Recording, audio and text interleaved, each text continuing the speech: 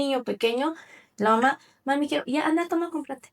No hay límites. A los niños hoy en día los hacen más rebelde y con eso de la tecnología saben, por ejemplo, tiene un caso de una niña, dice, yo le voy a ir a, pues, a llamar a la defensoría, y es que solo la mamá tiene que encargarse de aquello y el papá trabaja.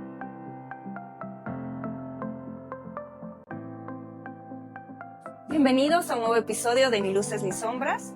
En este espacio exploramos temas que a veces evitamos hablar, pero que son importantes. Hoy, por ejemplo, vamos a hablar sobre un tema de salud mental infantil y dificultades de aprendizaje. ¿Cómo podemos detectar señales tempranas en niños? ¿A qué profesionales podemos recurrir? En este caso nos va a apoyar en este proceso la licenciada Jessica Salvatierra. Ella es psicóloga especialista en salud mental infantil. ¿Cómo están? Muchas gracias por la invitación. Bueno, me presento, soy la licenciada Jessica Salvatierra, que estoy trabajando en este momento en el centro CESAM, que es el Centro Especialista en Salud Mental. Bueno, un placer tenerte acá con nosotros. Quisiera que antes de que abordemos el tema, nos comentes un poquito más sobre tu trayectoria, qué fue lo que te impulsó a estar en este tema de la salud mental infantil. Sí, también motiva mucho saber que yo estoy ayudando a una persona que viene con una necesidad determinante para yo lograr que esa persona tenga un bienestar psicoemocional que le favorezca para el desarrollo social, laboral y familiar. Gracias por compartirnos. Yo creo que esta carrera requiere mucha vocación, pero también debes sentir mucho esa retribución, ¿no? De poder ayudar a la gente y eso te motiva a seguir. Ya para iniciar el tema, quisiera que nos comentes cómo se podría describir la salud mental infantil. Bueno, la salud mental infantil se va a basar desde el primer momento en cual se ha concebido al niño. Entonces vamos a hablar de lo que es el proceso de la gestación, cuánta necesidad ha tenido la madre, por ejemplo, de sentirse entendida con situaciones donde tal vez haya habido cambios en su cuerpo, que tanto el papá como la mamá deseen al niño, la familia, el ambiente social. Entonces ya desde ese momento es cuando el niño, quieran o no, empieza a atraer o a requerir toda aquella energía de las personas que le rodean. Entonces al momento de nacer es importante tomar en cuenta también el contacto que tiene la madre con el niño, el contacto visual, el contacto de cuerpo a cuerpo, el momento que da de lactar, el que el padre sea partícipe de todo ese proceso, que esté ahí y sea un momento donde compartan ambos lo que es la responsabilidad de ser papás y tener una experiencia bonita, ¿no? En todo eso. Ahora es importante y no dejar de lado que dentro de todo esto es fundamental que también tengan los servicios básicos, ¿ya? Entonces, educación, una alimentación, un buen ambiente donde vivir y que sienta que él pueda sentir, valga la redundancia, en casa un apoyo. Llegar a casa y saber que va a estar mamá, papá, donde va a poder recibir un abrazo, un beso, una felicitación por todo aquello que ha estado logrando. Entonces, es importante mencionar también que dentro del proceso de formación está el colegio. Entonces el colegio también forma es parte fundamental dentro de la formación de este niño. Entonces teniendo educación, un ambiente familiar, un ambiente social que serían los amigos. Entonces dentro del proceso de neurodesarrollo del niño es como una pequeña esponja, ¿no? Que agarra, empieza a absorber cosas buenas también como cosas malas. Entonces ahí es importante que los padres sean guías. Y no solamente determinar, porque he tenido casos donde es que solo la mamá tiene que encargarse de aquello y el papá trabaja. Entonces, si es un trabajo conjunto, lo favorable en el crecimiento personal de ese su niño va a ser gracias a ambos, porque han sabido guiar en el proceso del camino. O sea, porque yo siempre les digo a mis pacientes, tú siempre vas a tener caminos diferentes. Va a haber un camino empedrado, un camino lodoso, un camino asfaltado. Tal vez el asfaltado puede ser más fácil para ti caminar y recorrer, pero es peligroso a la vez. Y en cambio en el camino empedrado va a haber baches, cosas, son pruebas. Entonces todo aquello hace que la comunicación asertiva que tengan los padres con el niño cuando conversen, en el momento de comer, por ejemplo, conversar cómo se han estado sintiendo en el colegio, cuántos amigos tienen, qué le ha gustado de su día, no como cómo te ha ido y qué has hecho, qué tarea, no ayuda. Porque el niño se siente como que presionado a poder expresar su sentir. Decir, sabes, mami, he conocido a una persona, un compañero nuevo, o sabes, mami, me golpearon, me quitaron la merienda, la profesora me gritó. Entonces, cuando ya son preguntas muy determinantes, los niños empiezan a como que a cohibir de expresar cómo se siente. Entonces es una, tal vez para recomendar a los padres, ¿no? Siempre preguntas abiertas. ¿Qué tal tu día? ¿Qué te gustó de tu día? Igual si, por ejemplo, no hay que dejar de lado lo que son la parte del deporte, el arte. Si están siendo partícipe de esas actividades, preguntar, ¿te gustó lo que estás haciendo? Muchas veces me ha tocado pacientes donde como que cumplen lo deseado del papá y la mamá, ¿no? Represiones del papá y la mamá. No, vas a ir a jugar básquet, cuando en realidad al niño tal vez no le gusta. Entonces es importante que escuchar, la escucha activa, yo trabajo mucho también con eso, con los padres de familia, escuchar activamente al niño, observarle, la observación directa. Cuando uno conversa, por ejemplo, con un niño, vamos a decir un niño o un adolescente, observar la postura corporal, los gestos que demuestra al momento de conversar y escuchar activamente, porque puede ser una palabra que cambie toda la historia de lo que te está contando el niño. Y hay que escuchar atentos porque a veces dicen, sí, hijito, claro que sí, no te preocupes, yo voy a ir al colegio y está con el celular, entonces no ayuda. Claro. Y eso no ayuda en el proceso de desarrollo. Y nos perdemos detalles, ¿no? Que son importantes. Y como dices, a veces es difícil esa retroalimentación porque ¿cómo te ha ido bien? Y listo, ahí queda, ¿no? Entonces, indagar un poquito más. Y en ese sentido también creo que ayuda. Alguna vez escuché, salen del colegio y tienes minutos que ellos te cuentan su día, ¿no? Cuando los recoges directamente en la noche no te enteras muchas cosas o ya se le pasó la emoción del colegio, ¿no? Así es, exactamente. Y a veces por la cuestión laboral, mamá, papá trabajan, son tiempos cortos que se tiene con los hijos. Pero eso no quiere decir que esos tiempos cortos van a ser como, te ha ido bien, listo, te ha ido bien tu examen, ya perfecto. No, es tiempos de, tal vez hasta de ir a tomar un heladito, por ejemplo, y ahí hablan, comentan, o salir a la plaza, a caminar. Muchas veces es donde más se sueltan y conversan cosas que realmente llaman la atención, y los padres no es cuestión de ir y culpabilizar si es que pasó algo en el colegio, por ejemplo. Escuchar y también saber aprender. Mi hijo ha tenido errores, ok, yo tengo que cumplir un rol de educarlo en base a esto, a esto, a esto. Y conversar. Por eso les digo, el trabajo tiene que ser del papá y la mamá de manera conjunta. Caminar, hablar el mismo idioma, digo yo. Que hablen el mismo idioma. Si, por ejemplo, el papá le castigó al niño porque rompió una taza, qué sé yo, la mamá no puede decir, no, no, te levanto el castigo. No puede haber, estamos contradiciendo a una norma que tal vez el papá la ha determinado. Lo mismo con la mamá. Entonces, el niño es como una esponja, está absorbiendo. Y si él va a ver que es normal que uno contradiga lo que diga el otro, entonces para él nunca va a haber límites. Qué bien, qué importante entonces ponerse de acuerdo. Bueno, ya entrando en un tema más específico, hemos escuchado bastante sobre dos tipos de trastornos, el trastorno del espectro autista y del déficit de atención y hiperactividad. Quisiera que nos comentes un poquito más sobre estos, cuáles son sus diferencias. Claro que sí. Vamos a empezar con el TDAH, ¿no? Trastorno de déficit de atención y hiperactividad.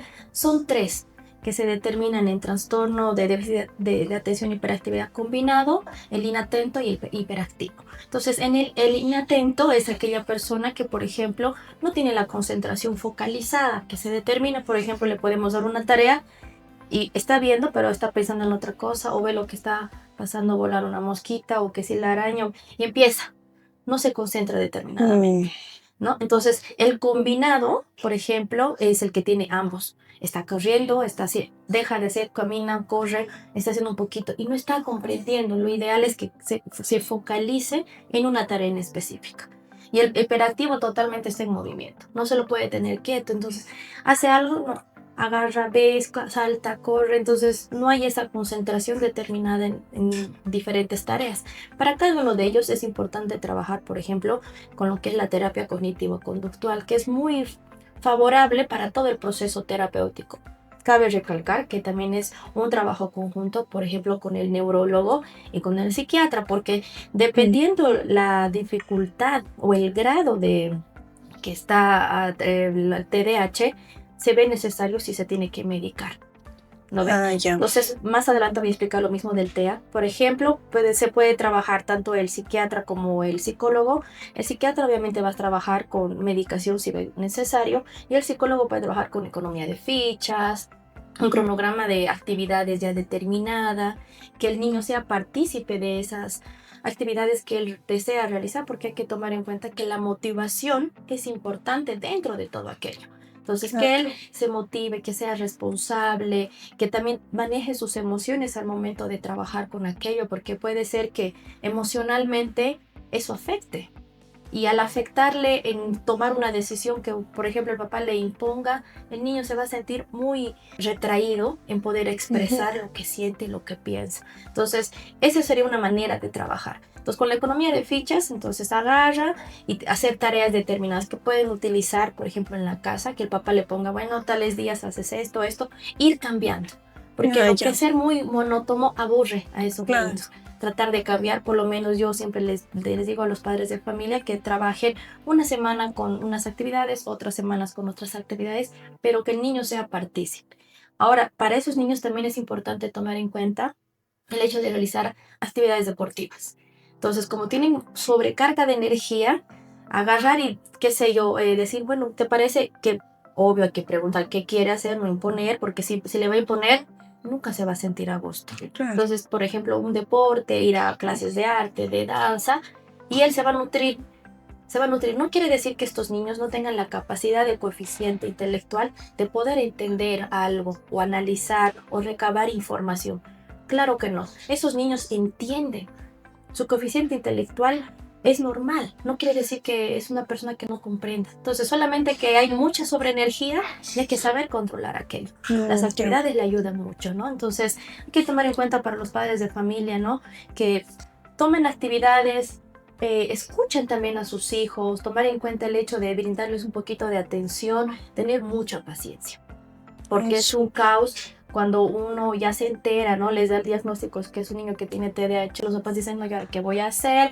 Voy a tener toda la vida problemas. No es así. Si eso se va trabajando paulatinamente, eso no le voy a decir que se va a curar de aquí a mañana, porque es un proceso neurológico y es un problema de neurodesarrollo, ¿ya? Entonces, tiene un proceso de tratamiento que se va trabajando, como le digo, con el neurólogo, con el psiquiatra, con el terapeuta, con trabajo de la maestra. A veces es importante, si es que, por ejemplo, el niño tiene tantos problemas dentro del proceso de formación educativa, tener una maestra sombra, que es lo que mayormente se los determina a los acompañantes. Tiene que ser un profesional, ojo con eso, papás. Es importante que sea un profesional que sepa del área, porque no es cualquier persona, porque puede ser que eso altere también las condiciones del menor, ¿no? Entonces, es un tema realmente muy amplio, que yo sé que también los padres de familia que nos pueden estar escuchando, indaguen bastante, vayan, consulten, a veces son amistades profesionales, y hoy en día yo siempre lo recomiendo a los padres de familia que la labor que cumplen ellos dentro de la casa fundamental. Es la primera escuela del niño. Secundario va a ser obviamente el colegio. Por eso es que a veces hay profesores que dicen, pero yo no soy su mamá, yo no tengo que educarle, enseñarle esto. Ojo, es cierto, no. Ella tiene que fortalecer. Y lo que en colegio se enseña, los padres fortalecen. ¿Se da cuenta? Claro, es complementario. Exacto. Entonces, tiene que fortalecer, obviamente, el profesional también saber manejar esas situaciones. Que el profesional, profesor en este caso, saber manejar cómo yo tengo que ampliar. Y para eso, por ejemplo, cuando nos piden qué sé yo, una evaluación para un niño con TDAH, que usualmente nosotros utilizamos un instrumento de evaluación que es mayormente el WIS para ver el coeficiente intelectual, y dependiendo al coeficiente intelectual, tal vez poder plantear un Canvas, que son lo que utilizamos para determinar el grado del TDAH. En base a esas recomendaciones, el profesor también tomará en cuenta cómo trabajar dentro del aula. Porque es importante que el niño se sienta acogido también dentro del aula, ¿no? Porque si se va a sentir señalado, que el compañero le mira, que la profesora hace muchas comparaciones con otro compañero, no va a ayudarle para nada, ¿no? Claro, entiendo. Entonces, bueno, por todo esto es importante detectar esto lo antes posible, ¿no? Para dar un mejor acompañamiento. Exactamente. Las edades donde más se determina lo que es el trastorno de déficit de atención e hiperactividad son entre los 6 y 7 años. Entonces son donde puede uno determinar, porque se empieza a plantear justamente estos instrumentos de evaluación que le había mencionado anteriormente. Se empieza a plantear y ya en base a eso es mi trabajo. Entonces esas son las edades donde oscilan y determinan cómo es la conducta netamente del niño. A ver, yo que soy mamá de dos niñas pequeñas, me describes cosas que pueden parecer normales, pero ¿cuáles serían las señales de alerta? Porque yo te digo, están haciendo tareas y se distraen, juegan, hablan. Pero ya en qué punto debería yo recurrir a una evaluación o sería mejor todos tener una evaluación, ¿no? A ver, como le había comentado, ver las edades, 6 7 años, ¿no? Es normal que el niño cuando entra primero de primaria, que estamos hablando entre los 6 7 años de edad, llega a tener un poquito de egocentrismo, que eso es Ujú. muy normal, que el niño siempre va a generar eso, egocentrismo dentro del aula, por ejemplo, o con la familia. Dos, para la cuestión de atención, para realizar una tarea, casi todos los niños siempre se distraen un poco, Ujú. pero la cuestión es que pueda terminar. Ah, Entonces ya. ahí puede uno trabajar con un cronómetro, por ejemplo. Decir, bueno, para terminar esta hoja de tarea tienes, qué sé yo, 10 minutos. ¿No? Si estamos hablando tal vez de una niña vamos a hablar de kinder, que son trabajos más manuales, pegar, Manuales. recortar y cositas así, 10 minutos. Entonces, ¿qué? Le mandamos la señal a su cerebro, a ese niño, de que tiene un tiempo específico para realizar la tarea. Diez Ya. minutos, ok, recompensa. Agarramos recompensa. Entonces terminó en 10 minutos la tarea. Perfecto, muy bien, una recompensa. Puede ser, y trabaja con ese cronograma, la economía de fichas. Ha Claro. trabajado bien, bien, bien, bien. Y él ya va, ¿qué es lo que asimila? El cerebro del niño asimila de manera directa. Ok, entonces si yo termino a tiempo, siempre voy a tener mi recompensa y al mismo tiempo tiene que entender. Esa es la consigna que siempre los papás tienen que manejar cuando hagan hacer tareas a los chicos, ¿no? ¿Estás entendiendo lo que estás realizando? Sí, explícame. Ya. Puede ser que se haya distraído un poco, pero que puede ser que se esté haciendo y luego, ay, mi perrito, digamos, ¿no? Ya. Luego vuelva a ser, o mi gatito, o quiero agua, pero que entienda. Lo importante Claro. aquí es de que el niño comprenda lo que está haciendo. Obviamente, si va a ser que cada rato esté así, corra, salte, brinque, ya es una llamada de alerta, ¿no? Y más aún cuando ya empiece a tener conductas agresivas. ¿No? Porque puede ser que tú le digas, no, siéntate, no quiero, y empiece a lanzar las cosas, empiece a autolesionarse.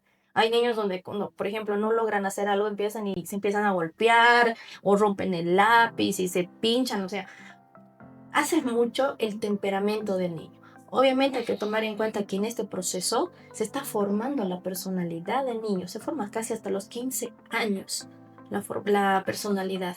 ¿Cómo va a ser ese niño? Pero ahí están los papás. Entonces, si hacemos de que sea una persona que se rinda, no sirve. Va a ser muy pesimista, ¿no? Claro. Muy pesimista, pues no le va a ayudar. Entonces, es importante en ese caso tomar en cuenta aquello. Y si obviamente, como usted me decía, hay una diferencia, por ejemplo, un niño tiene 9 y el otro ya tiene 6, y el de 9 ya está más responsable y el de 6 estaba así cuando su hijito. Entonces es un proceso. Por eso es bueno que tengan, por ejemplo, que no consuman mucho dulce. Eso me olvidé un poquito. Sé que puede hay profesionales, y voy a partir de aquello también, donde dicen, no, ¿por qué? ¿Por qué no puede consumir dulces? Es que es mucho azúcar. Y estos niños ya tienen en sí, en su cuerpo, ya esa actividad, esa energía ya predeterminada, vamos a decirlo, y el que consuman mucho dulce no les va a ayudar, ¿no? Entonces, por ejemplo, para consumir, qué sé yo, dar recompensas, hay que saber qué estilo de recompensas en cuestión de golosinas dar a los hijos, ¿no? Saber por qué, porque si le damos mucho dulce, no va a poder dormir, va a estar así, así, así, va a necesitar sí o sí gastar esa energía. Justo eso te iba a preguntar, ¿qué recompensas o qué castigos se podrían dar, digamos, ¿no? Si no cumple. Bueno, en recompensas puede ser cuestión de algún juguete, puede ser la televisión o salir al parque, salir a la plaza, hacer una actividad recreativa. En cuestión de castigos, quitar aquello, ¿no? Ya, Bueno, claro. te portaste mal, no hiciste la tarea, no vamos al parque como quedamos todos los domingos, dame esos juguetes, no vas a tener, y no es para que le quite todo, no, un tiempo. Tienes un tiempo para poder recuperar estos juguetes.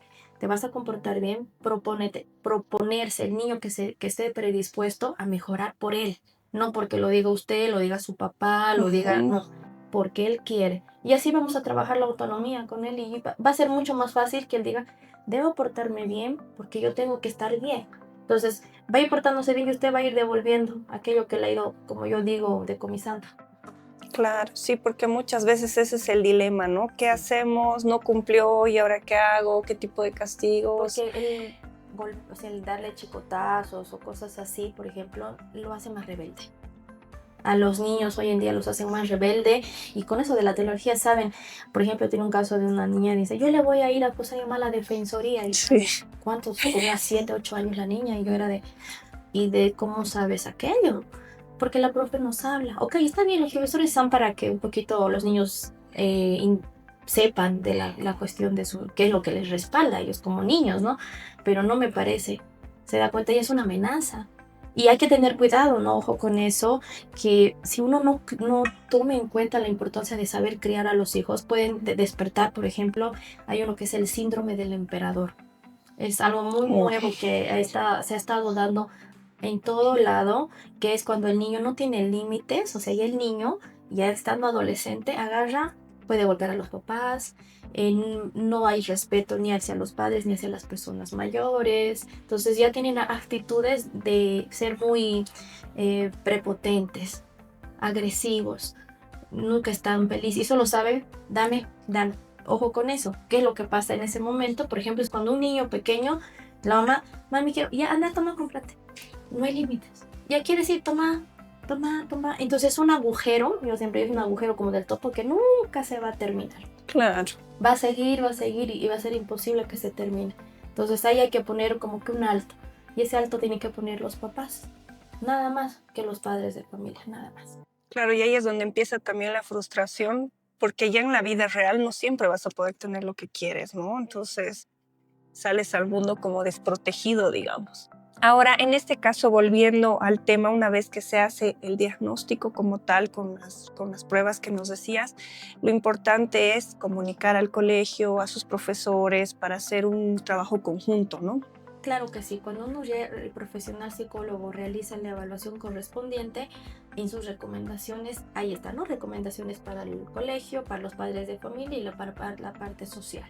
Entonces, es aquello que el propio padre, quien ha llevado a un centro, en este caso puede ser CESAM, por ejemplo, con esa información llevar al colegio y decir, bueno, y ahí puede el mismo profesional poner que el niño tenga una maestra sombra.